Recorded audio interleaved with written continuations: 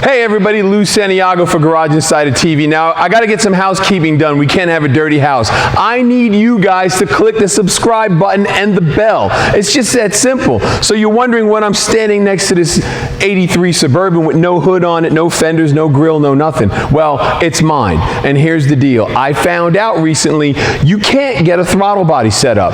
They're hard to find and almost non-existent because they were a stopgap for GM. So I went to Summit and I asked them kindly if I could place an order for some stuff, and they said, what do you need? And I said, I'd like to get a set of heads, a hydraulic roller camshaft, an intake manifold, and an EFI setup. They kindly gave me a price. I purchased it, so here we are. So what I did was I actually took all the sheet metal off so you guys didn't have to deal with watching me do that, because it is long and drawn out. But always remember, if you want to see something like that done, just drop me an email or drop me a comment, whatever you got to do. Send me a smoke signal and I will do something along those lines so you know what to do.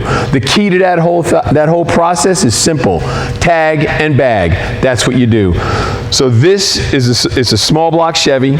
First gen, I'm not doing LS in it. I just want to bring it up to date. It's already got an overdrive transmission in it. I'm considering doing a 5-speed, but later on we're going to do the rear end. The rear end needs to be rebuilt. It's just old and wore out. This thing's got about 300,000 miles on it. It's my tow pig. It's my pig, my family pig. It's every pig you could possibly think of for a vehicle. So this is it. So I'm going to get my tools and I'm going to get started. Next time on Garage Insider TV with the Suburban Project.